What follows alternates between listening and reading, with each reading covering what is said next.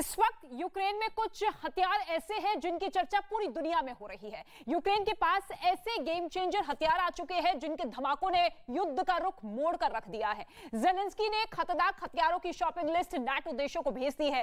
Zelensky की secret shopping list में कौन कौन से घातक हथियारों के नाम है, इस स्पेशल रिपोर्ट में आप देखिए। 5 4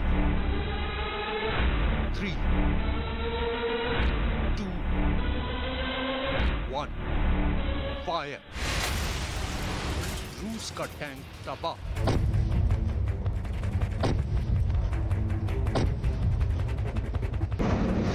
युद्ध के मैदान में यूक्रेन के हथियार रूस की सेना के लिए ऐसे काल बन रहे हैं। यूक्रेन में रूस के टैंक तबाह हो रहे हैं। रेड आर्मी के काफिले पर ताकतवर हमले हो रहे हैं।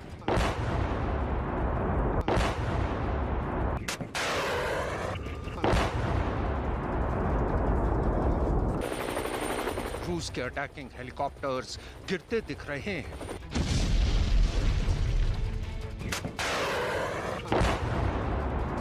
ये वो महाविनाशक हैं जो जेलेंस्की के लिए गेम चेंजर बन गए। ये यूक्रेन के लिए रूस को रोकने वाले सबसे बड़े हथियार हैं।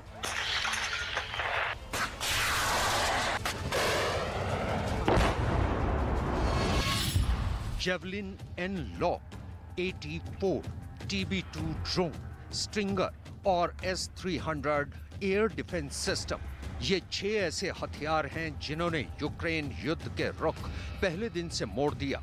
रूस की चढ़ाई पर ब्रेक लगाने वाले इन हथियारों की चर्चा पूरी दुनिया में हो रही है।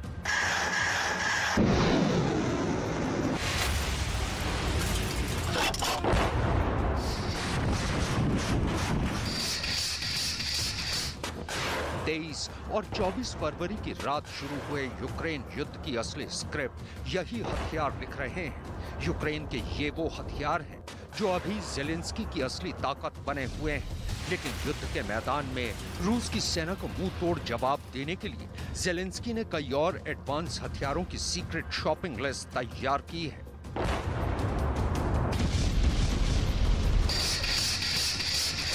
हथियारों की वो शॉपिंग लिस्ट ऑर्डर के तौर पर अमेरिका समेत हथियारों की सप्लाई करने वाले तमाम नेटो देशों तक पहुंच गई है। इस शॉपिंग लिस्ट में फाइटर जेट है, तबाही मचाने वाले टैंक हैं, सैनिकों के लिए संजीवनी का काम करने वाली बख्तरबंद गाड़ियां हैं, एंटी शिप मिसाइलें हैं, एयर डिफेंस सिस्टम है।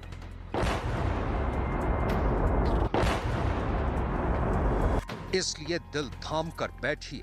इस धमाकों से भरी रिपोर्ट में जेलेंस्की की सीक्रेट शॉपिंग लिस्ट में मौजूद एक एक हथियार की जानकारी है जो पुतिन की सेना पर बहुत ही भारी साबित होने वाले हैं। जेलेंस्की की शॉपिंग लिस्ट में कौन-कौन से महाविनाशक हथियार हैं? कौन सा हथियार किस देश से आने वाला है? जेलेंस्की के आर्म्स ऑर्डर की डिलीवरी की स्टेटस रिपोर्ट क्या है? एक एक डिटेल इस रिपोर्ट में मिलेगी, लेकिन उससे पहले यूक्रेन के रण क्षेत्र में चलिए, जहां तबाह हुए रूस के जंगी साजो सामान गवाही दे रहे हैं। आखिर पुतिन की सेना राजधानी कीव में क्यों नहीं घुस पाई? कीव पर कब्जे वाले रूस के प्लान पर कैसे पानी फिर गया?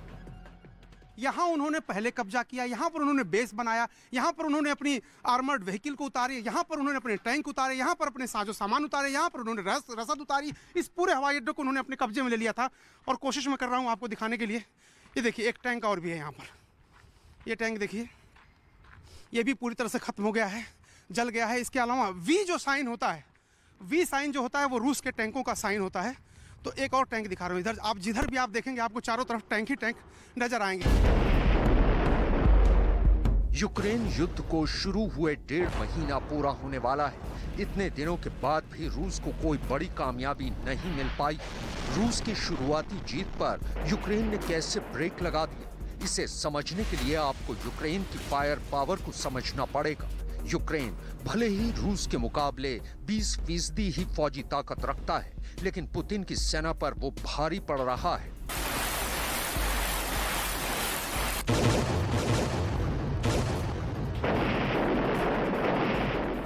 सबसे पहले देखिए वो ड्रोन जिसे रोकना रूस के लिए बहुत मुश्किल हो गया है। ये है यूक्रेन का TB2 ड्रोन जो उसने तुर्की से खरीदा था। TB2 की खासियत समझने से पहले उसका जलवा देखिए।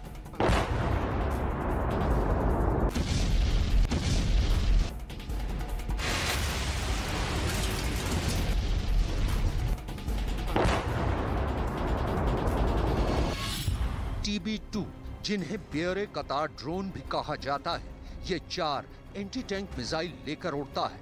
150 किलो तक वजन उठाने वाला TB2 ड्रोन 25,000 फीट की ऊंचाई तक 27 घंटे तक मंडरा सकता है। यूक्रेन के पास ऐसे 20 ड्रोन थे, लेकिन रूस का दावा है कि कई TB2 ड्रोन वो मार गिरा चुका है।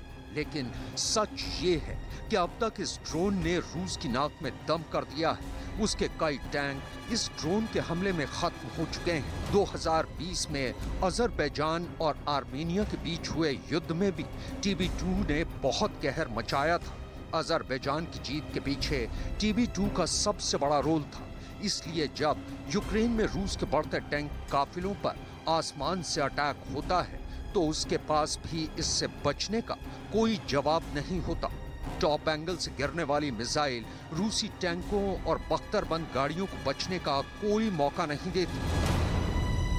इस वक्त हम बोरोदयानका शहर में हैं, जो बेलारूस से सटा हुआ इलाका है, जहां रूस की सेना ने हमला किया था। सबसे करीब यही इलाका था। इस वक्त देखिए यहाँ पर एक डैम है और डैम के अंदर से कई मिसाइलें और ग्रेनेड निकल रहे हैं। यूक्रेन की सेना एक ऑपरेशन चला रही है जिसमें देखिए कांटों के जरिए इन मिसाइलों को देखिए निकाल रही है। अगर आपकी नजर जा रही हो, देखिए एक छोटी सी मिसाइल है और एक ग्रेनेड भी है यहाँ पर पड़ा हुआ, और ये बहुत सारे बॉक्सेस पड़े हुए हैं जिसमें हथियार हैं। रूस की सेना जब यहाँ से गई तो इन हथियारों को छोड़ करके गई है और इस डैम के अंदर उनको छोड़ दिया था।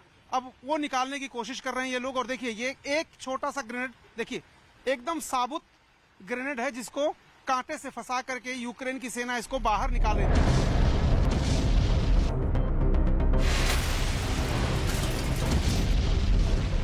रूस का सबसे बड़ा डर TB2 ड्रोन ही नहीं, वो man portable anti tank missile भी हैं जो रूस के टैंकों को तबाह कर रही है।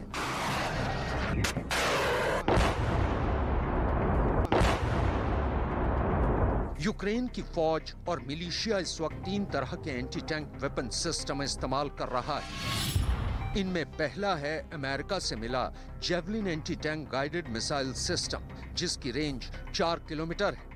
ब्रिटेन से मिला एनलॉस सिस्टम यानी next generation light anti tank weapon, range 800 metre है। ये दोनों टॉप एंगल अटैक वाली मिसाइलें हैं। तीसरा है स्वीडन से मिला 84 रॉकेट लॉन्चर। 600 मीटर रेंज वाले इस सिस्टम का इस्तेमाल अमेरिकी सेना ने अफगानिस्तान में भी किया है। अमेरिका समेत तमाम नेटो देशों ने जंग शुरू होते होते एस्टोनिया के रास्ते यूक्रेन तक ऐसी सैकड़ों मिसाइलें यूक्रेन पहुंचाई हैं, जबकि ऐसी 2000 और मिसाइल यूक्रेन को मिलने जा रही हैं।